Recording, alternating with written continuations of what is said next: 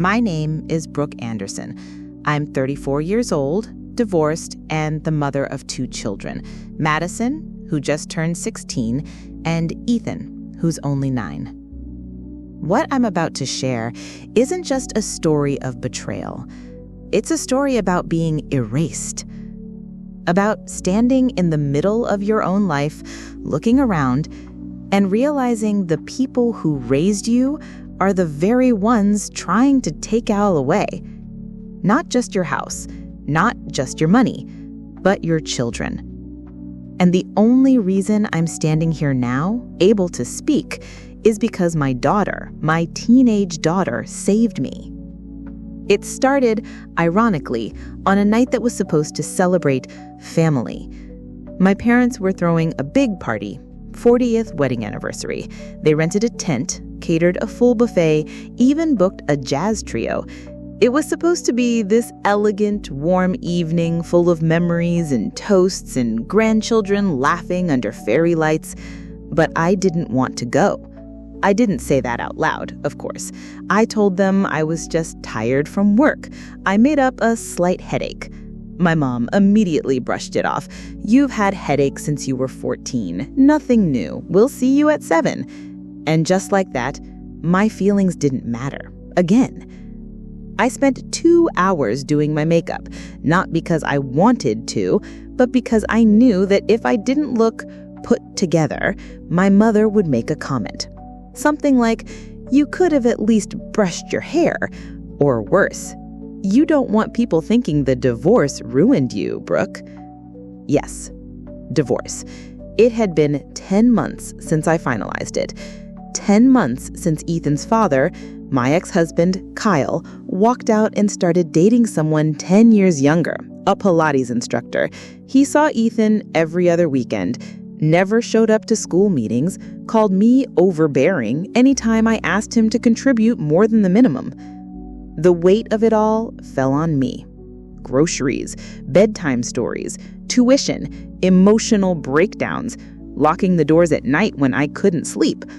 But to my parents, I was still too emotional, still too fragile, still not thinking clearly, especially when I refused to let Ethan spend unsupervised time at his new place. Apparently, in their eyes, boundaries meant I was unstable. That night at the party, the air was warm and sticky, the kind of July heat that makes even expensive wine taste cheap.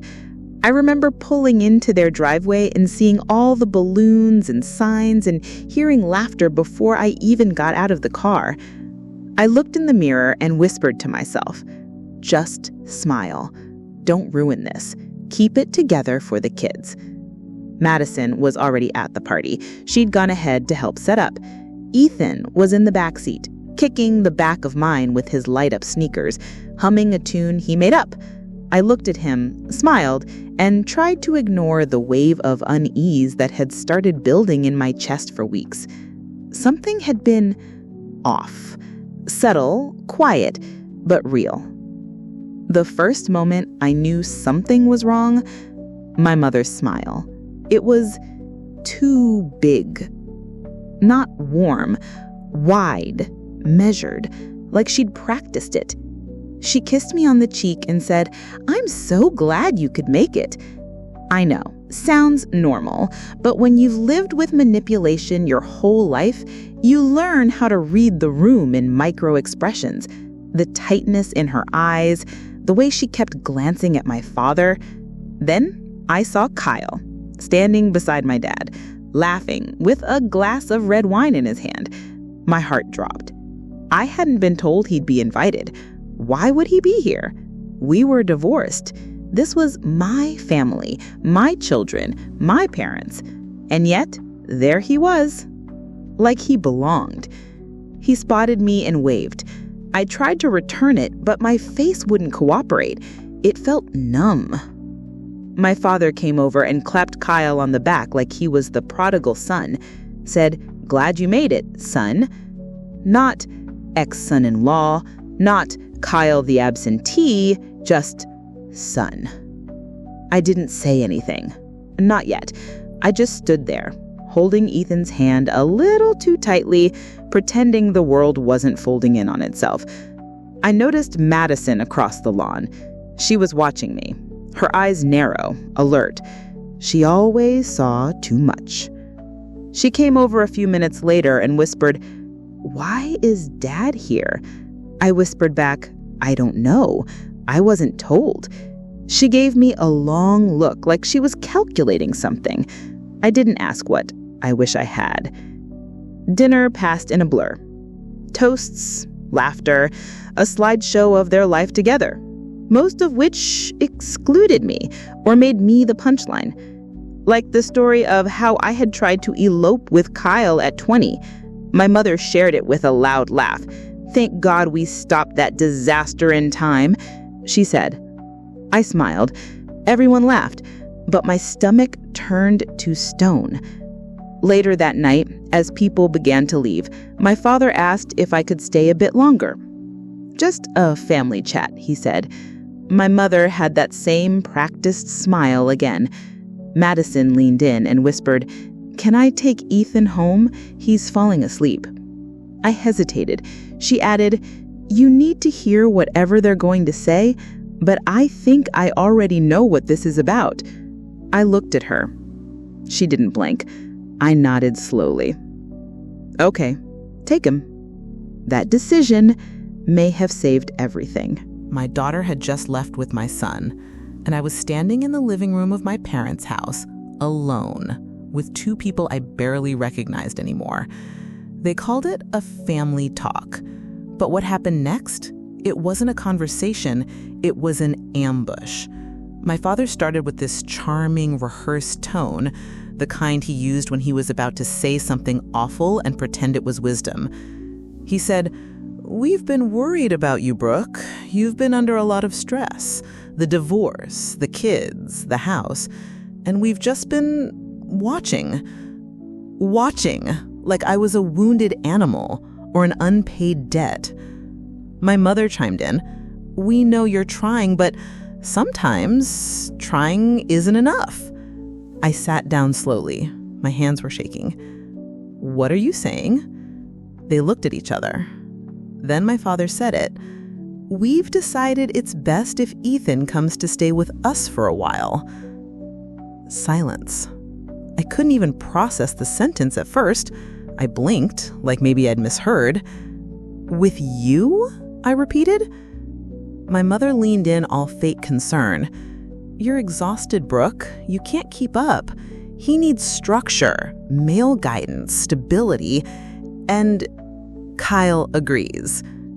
That's when I realized it. This wasn't just about them. This was a plan, a coordinated effort to take my son. I stood up. My throat was dry. "You're not serious," my father said. "The lawyer's already been consulted." The room tilted. "Lawyer?" He nodded, calm, like this was an estate planning discussion, not my life they were rearranging without me. He said, "We've filed for temporary guardianship, just until you're back on your feet." I backed away. My ears were ringing. "You want custody of my son?" "No," my mother said softly. "We want what's best for him." Then she added, as if she were talking about a dog, not my child, "You'll still see him, of course, on weekends and holidays." I was shaking. Then my father added the final blow. "And the house? It's in our name technically, since we helped you refinance after the divorce." That's when I understood. This wasn't about Ethan. This wasn't even about concern. It was about control. They weren't trying to help. They were trying to take everything. I walked out without saying a word. Got in my car, slammed the door. My hands were still trembling so badly I could barely put the keys in the ignition. I drove home in a daze, afraid I'd find a police car there, afraid they'd somehow already taken Ethan.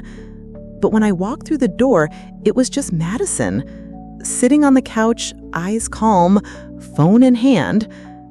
She looked up and said, "So, they finally told you." I dropped my purse on the floor. "You knew?" She nodded. "Mom," she said, "I'm sorry I didn't say anything sooner, but I needed proof." She unlocked her phone and handed it to me. Voice recordings, emails, screenshots of texts between my father and Kyle, documents from a shared Google Drive folder labeled Transition Plan. They had outlined everything: a timeline for shifting custody, plans to petition for full guardianship by claiming mental instability, even a draft letter from Kyle suggesting I was erratic and emotionally reactive. I scrolled. My hands went numb. "Where did you get this?" I whispered. Madison shrugged. "I've been watching. I knew something was off when Grandpa started showing up unannounced, and when Kyle tried to take Ethan early last weekend, I followed him." She paused, then said, "He took Ethan to a lawyer's office. I wasn't sure what they were doing, so I snuck in through the back hallway and turned on my phone." She recorded it. Kyle signing documents, the lawyer explaining how to apply for emergency guardianship if I acted out. They were waiting for me to break, to lose it, yell, fight, so they could call me unstable and take it all. I sat down, tears falling silently. Madison reached for my hand. She said, "I wasn't going to let them do it. I've seen everything you've done for us. They haven't, but I have. I've never loved anyone so fiercely in a single moment." She saved me. Not just from them, but from the feeling that I was invisible, that no one saw. She saw everything. The next 48 hours were a blur of legal meetings and emergency filings. We showed the recordings to my lawyer. She nearly choked on her coffee.